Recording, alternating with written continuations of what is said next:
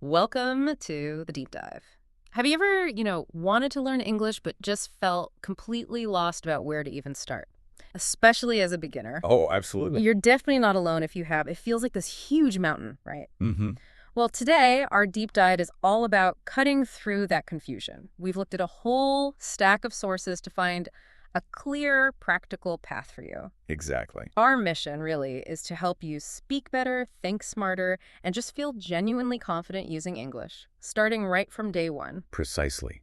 And our goal today, based on these sources, is to dig up some simple, uh, really effective strategies, things that get you actually speaking English from the get-go, but without feeling totally swamped. Right. We're focusing on advice you can actually use, stuff that builds your confidence bit by bit. Okay, let's get into it then. The sources suggest starting with something that sounds simple but is actually crucial and maybe a bit overlooked, your personal motivation. Yes. So we want you to ask yourself, like right now, why do you want to learn English?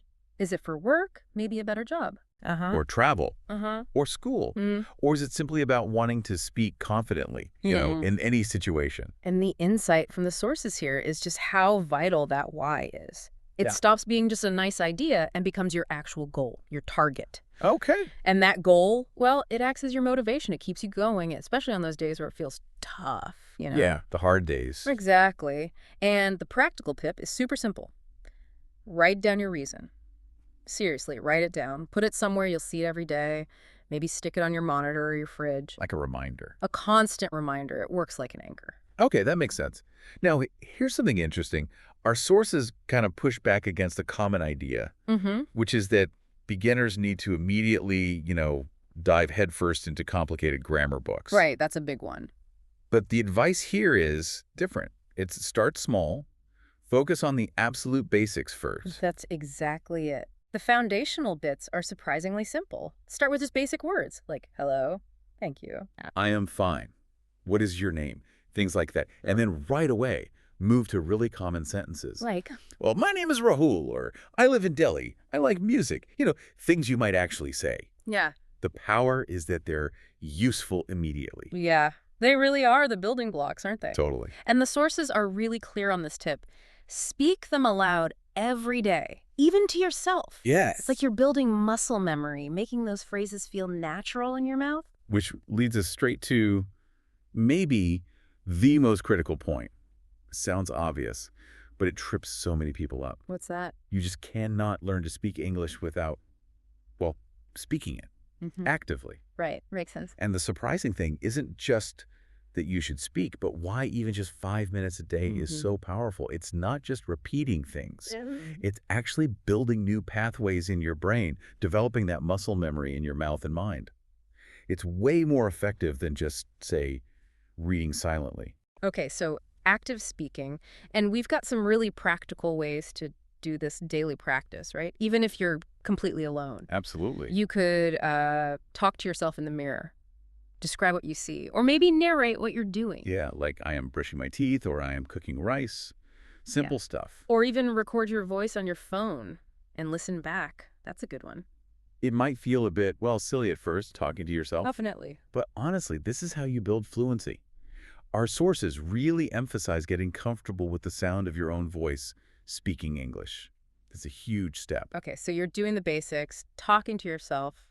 What's next for really getting the sound right? The pronunciation, the rhythm. Ah, yes.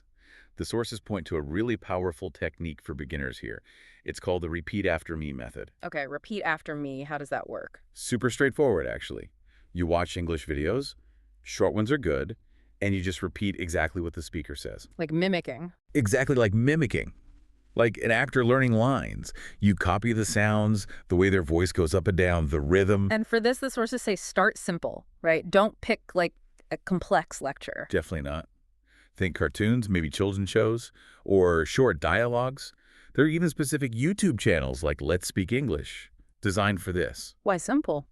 Because it keeps the mental load low. You can focus purely on repeating and copying the sounds, building those core pronunciation skills without getting bogged down by hard words or ideas. Makes sense. And this directly helps your pronunciation, obviously, but also helps you catch the natural rhythm of English. Plus, actually saying the words builds speaking confidence much faster than just reading. Exactly. Which brings us nicely to vocabulary. Now, lots of beginners think, I need to learn hundreds of words, fast. Yeah, the flashcard frenzy. Right. But our sources argue against that. They suggest something much more sustainable and effective. The strategy is brilliantly simple, according to our sources. Learn just 5 new words every day, only 5. 5. Okay. The process is write them down, say them aloud, and then this is the crucial part, immediately try to use them in a simple sentence. Using them right away. That active use is where the magic happens for remembering them. That active recall part is key, isn't it? The sources really stress that using the word immediately beats just staring at a list. Absolutely. So if you learn, say, apple, water, run, beautiful, and happy, Okay. you could make a simple sentence like, I am happy when I eat a beautiful red apple. It's simple, but it sticks. Simple, effective, memorable. Yeah, I like that. So when I think about language learning, honestly, my brain jumps straight to grammar rules, piles of them. Mine too. It's the default, isn't it? Yeah. Is it really the first mountain we should climb? Well, that's what's so interesting. Grammar is important, no doubt about it.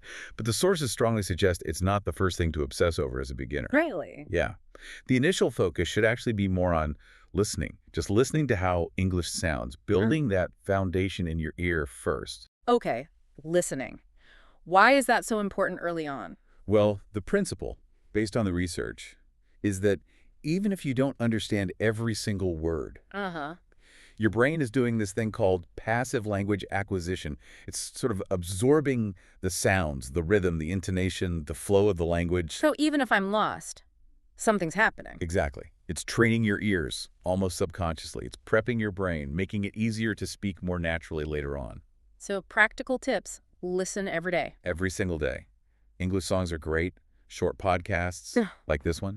Right. Or movies and TV shows, maybe with subtitles on it first. Or even find news in simple English. There are tons of ways to just get that daily dose of sound. Okay, so listen a lot. And this leads to some pretty liberating advice from the sources, right? About grammar. This is the big one for a lot of people. In the very beginning, don't worry too much about grammar. Wait, seriously, don't worry about grammar. That feels wrong. I know, it feels counterintuitive. But that's what the experts are saying. Grammar matters, eventually, for fluency. But it's definitely not the main thing to focus on in, say, your first month. Okay. So what is the focus then? Speaking, listening, and just building that basic confidence. Think about how kids learn their first language. Yeah. Do they get grammar lessons first? No way. They just listen, they copy sounds, they try words out. Grammar sort of emerges later as they figure things out. That's a good analogy. So the message for us adults is, relax. It's okay to make mistakes. In fact, mistakes are good. How so? Mistakes mean you're trying. They show you where you need to adjust. They're actually signs you're learning. Okay, relax about grammar. Embrace mistakes. Got it. Now, a big challenge for many listeners might be, well, not living in an English-speaking country. Full immersion seems impossible. That's a really common situation. But the sources have some really clever, practical ways to kind of create your own English world right where you are. Like little immersion hacks. What are some of those? Exactly. Quick wins. Things like changing your phone's language setting to English. Oh, that's easy. Suddenly, all your apps and notifications are mini English lessons. Or follow English-speaking accounts on Instagram or Twitter. Your social media time becomes learning time. Smart. Even simpler. Stick English labels on things around your house. You know, refrigerator, chair, window. Constant little reminders. Right. Or write your shopping list or your daily to-do list in English. It's about weaving it into your everyday life. So you surround yourself with it bit by bit. And it starts to feel more natural, less like this separate study thing. Okay, so you're practicing alone, you're immersing yourself daily. The next logical step, the sources say, is actually talking with other people. Yes, moving from solo practice to interaction. If you're lucky enough to have a friend or family member who speaks English, definitely practice with them. That's ideal. But if not, Then the internet is your friend. There are language exchange apps, things like HelloTalk or Tandem, specifically designed to connect you with native speakers who are often learning your language. oh, like a swap. Exactly. Yeah. Or you can find English-speaking groups on WhatsApp or Facebook pages dedicated to language practice. There are tons of options now. And why is this step so important? Just getting over the fear. That's a huge part of it, yes. Speaking with real people is where you confront that fear of making mistakes in real time. It builds comfort with actual unpredictable conversation. Right, not just reciting memorized lines. Precisely. And the sources emphasize something really interesting. Even just 2 minutes of real conversation where you're actually responding and thinking on your feet Yeah. is way more valuable than 20 minutes of just silently studying vocabulary. It builds those connections for real interaction. Okay, that makes a lot of sense. So, pulling all this together, what's the big takeaway message from all these sources for someone starting out? The single biggest principle, the thread running through everything, is really clear. You don't need to be perfect, you just need to be consistent. Consistency over perfection. That's the core, isn't it? Absolutely. Yeah. Practice every single day, even if it's only for 10 minutes. The sources really hammer home the power of that daily habit. Don't skip days, Uh-huh. and don't wait until you feel motivated. Just do it. Consistency creates its own momentum. There's an analogy in the sources too, right? About swimming. Yeah, I love that one. Learning English is like learning to swim. The more you practice, the more natural it feels. You Yeah. stop thinking about every little movement and just swim. You build that muscle memory. Exactly. In your brain, in your mouth. It becomes automatic. And the goal is that one day, Right. if you stick with these simple, consistent steps, you'll just sort of realize it. Yeah, you'll look back and think, wow, I'm actually speaking English. It just clicks. That moment is incredibly rewarding. It's definitely something to look forward to. So wrapping up this deep dive, let's quickly recap those core ideas. Start small with words and sentences. Speak every day, even to yourself. Listen a lot, absorb the sounds. Don't stress about grammar early on. Embrace mistakes. Immerse yourself daily. Practice with real people when you can. And above all, be consistent. Don't give up. You absolutely can do this. These strategies we've pulled from the sources work, but it really comes down to your consistent effort. You've got this. So, thinking about everything we've discussed, all these simple, doable strategies, here's something for you to consider.